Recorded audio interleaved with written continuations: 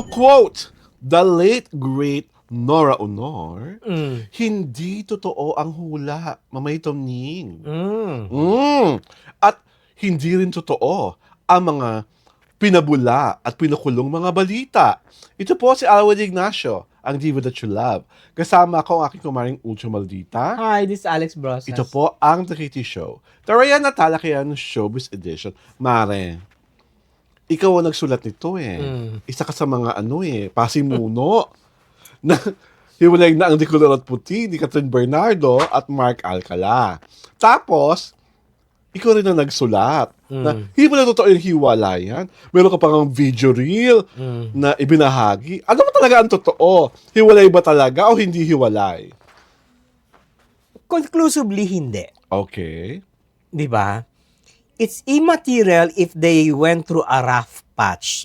I think that's a fabricated issue. Oo. There was no rough patch to begin with.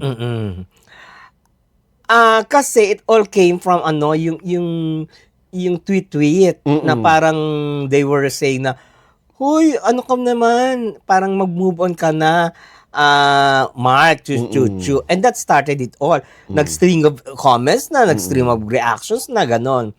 But, doon sa mga nag-tweet na mga ibon-ibon na yun, wala namang reaction si Mark. Hindi pumatol. Wala, not even Catherine. Okay. Oo, walang Walang reaction. So I think, that was a deliberate move to make them very, visible on social media. Okay, sige, go muna bago ako mag-react. Go. Kasi, ang rumor is that si Mark caused yung hindi masyadong pagre-rate ng soap opera ni Catherine. Kumbaga, malaking factor kung bakit mahina sa rating sa free TV kasi sa online naman malakas. Nag-number 1 pa nga sa Netflix. Pero sa free TV mahina yung palabas. Yun ang they were pointing their accusing finger to Mark Alcala. Okay. Parang he was in the cast of wala siya sa cast ng Someone Someday. Nakakatawa. Kaya nataka ako, bakit siya sisisihin? Hindi naman siya kasama sa cast, diba? Ako may tagatako ko talaga. Bakit siya talaga kinasabing hiwalay? Never pa namang umamin. Walang kahit na anong deklarasyon. Lahat ng nakikita natin, although resibo nang magkasama sila, nagmamall, nag-out of town, nag-out of the country, wala pang lumalabas sa mismo mga bibig ni Catherine at ni Mark na yes, we are lovers. There is a saying Na? Action speaks louder than words, and that is what they are clinging about. How can you say that hiwalay ang isang tao na wala namang label? Yung actions speak louder than words, perception nating lahat. Pakiramdam natin. Spekulasyon nating lahat. Pero yung dalawa, kaya sinabi hiwalay, hindi pa naman umaamin.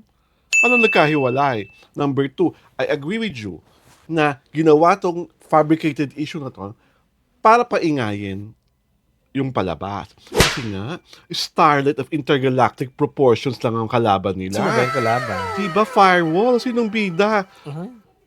Yung anak ni Robin Padilla. Na panganay na babae. At si Miguel Tan Felix na never nag-grow up. Di naman tumangkad. Aray ko. Tapos yun lang ang kalaban. Catherine Bernardo ka, James Reid ka, Maha Salvador ka. Mas malaki kayong Estrella. You know why? Why? Kasi naunang ipalabas ang Firewall. So may foothold na sila. 'Di ba? It could have been a better rivalry or a better salpukan. kung sabay sila. They were introduced in the the same. Okay. August 1 tayo, pareho, sabay. Sa akin ganito. Diba? Okay, nauna. Kung maganda talaga ang show mo, kahit 1 week ka o 2 weeks kang late, panonoorin ka ng mga tao. It doesn't follow na hindi ganun talaga ang lohika. Kung talagang maganda ang show na yan, kahit pa yan pinalabas next month, matatalo nila ang Firewall. Kasi nga, starlets of non-performing proportions yung mga nandun. Oo, let's say, talagang non-performers yung nasa GMA7. Talagang compared to Catherine is a bigger star, di ba? Yung But- tatlo are bigger stars. But You have to accept it Mm. na nakaapekto yung intriga na kay Catherine. yung hiwala, yung Hindi, na may boyfriend siyang Ah. Yung perception ng tao, Mm. naku, politician ng boyfriend Ah. mo. Diba Actually- parang they will shy away. Ang nababasa ko, Hindi mo ba nahalata? mm, From the very beginning, mm, si Catherine, bumaba ang premium nung mabalitaan jowa si na Mark. jowa ay isang politician. She never climbed to the ladder again. Mhm. Well, Yun eh. Yun yung perfect explanation dyan. valid Yung naman. perception sa kanya, nag-iba Oh. because of the boyfriend thing. At lalong, okay, nag-iba na nga. At lalong hindi nakatulong yung gimmick na naghiwalay. Mas lalo pang nakasira yun sa show dahil naghiwalay, tapos next week sinulat mo, magkasama na ulit. Kasi, yun naman Yun ang katotohanan. yun ang chismis, yun ang rumor, di ba? Oo. So, I have to write about it. Oo. Kundi mawawala tayo sa sirkulasyon, di ba? Oo. Maano tayo na, wala kang chismis about that. Because that was the hottest thing in Yun ang social rumor, media. yun ang rumor na pinakawalan. Pinasabog. Na everybody's Oo. everybody's writing about, everybody's talking Oo. about. Di ba? Tapos, nung nilabas mo nga yung video, nilabas mo hindi pa pala yung wala. Umina na wala lalo yung show. Oo. Ay, kasi, Doon ako nagtataka. Bago mo ibulal sa set, ibig mo sabihin, yung mga fans si Catherine Bernardo, hindi nag-mature?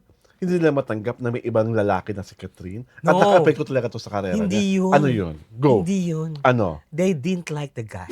They never like Mark. Oo, they never liked Mark. Oh. Yun lang yun.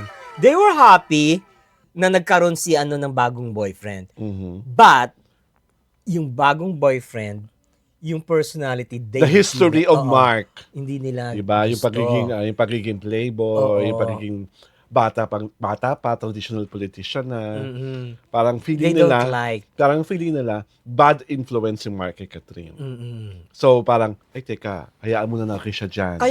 Kaya kita mo, nawala ng premium si Catherine. Mm. Di ba? So- Nawala siya talagang As a very learned showbiz observer, ano ang dapat gawin ni Catherine para umangat muli ang kanyang premium?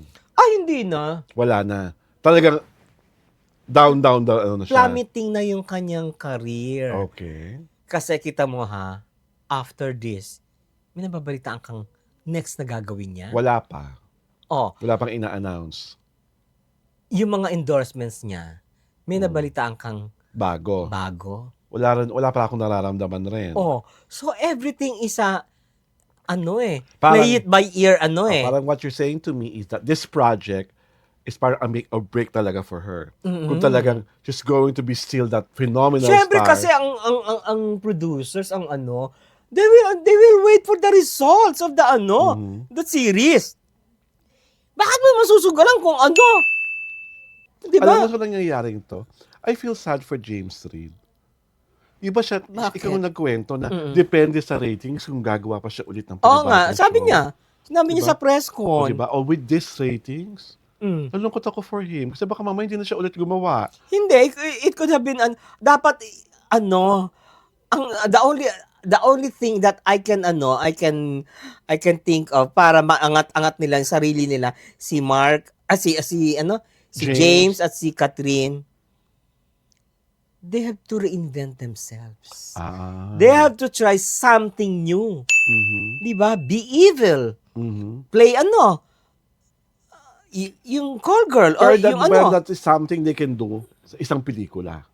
whatever. Kasi parang Oo. nakakasado na to, di ba? Oo. Isang buong season Oo. to. Nag-shooting pa ba sila? O tapos na to? Nagsushooting pa. Oh, nag-shooting pa sila. I hope bago pa matapos ang nasabing serye, lumaban pa. Sa tingin mo, ba makakalaban pa? Makakalaban pa siya, pero kasi naumpisahan na sila ng ano eh. Mababa? Hindi, actually mataas. Mm. Tapos, for some unknown reason, biglang bumaba. Mm. Kumbaga nakakaagapay sila eh. 3 Tapos point- biglang Oo. nag-plummet na Oo. way below. Oo. Ano lang sila ngayon? Para mga 3.6, 3.8. 3.8. Oo, ang kalaban nila, 8 point something. Yun yung ano, ang problema kasi siguro, I think the project is not Not that exciting for the Oo. televiewers. Oo. Hindi pa nila grasp. Hindi pa nila excite. Yeah. Ayaw pa nila. At saka, fans hindi nila mapakawalan si Catherine with Daniel. Yun eh. Kasi, it works the other way around. Si Daniel, successful. Yes. May part to ang incognito. Oo. Na Saka showing now. Saka nag-work talaga yung love team ni Daniel with Kayla. Oo, di ba? At talagang they are also Nobody hated them, di ba? Oo. Walang eh. Walang nega. Oo, walang nega eh. So, you see, from a standpoint of a fan, makikita mo, who has the pull? Sino yung may pull? Sino yung na-push? Oh. Napakaganda naman na analysis na yan, di ba? Di ba? Kasi, leveling up, eto sila. Tapos, naghiwalay. Who's got a bigger and better career? Di ba? Okay. Hindi ba? Tangi sa Dakiti Show nyo lang po maririnig yung ganyan mga showbiz analysis, hindi ba? Kaya, tuwing Sabado at Linggo, alas 4 ng hapon, panoorin nyo kami sa aming Diario Torada YouTube channel at syempre pa sa aming Facebook pahina. Ito po si Alwin Ignacio, ang Diva That You Love. Kasama ko ang aking kumaring Uto Maldita. Hi, this is Alex Brosas. At inyo pong pinapanood ang The Kitty Show. Tarayan at Talakayan Showbiz Edition.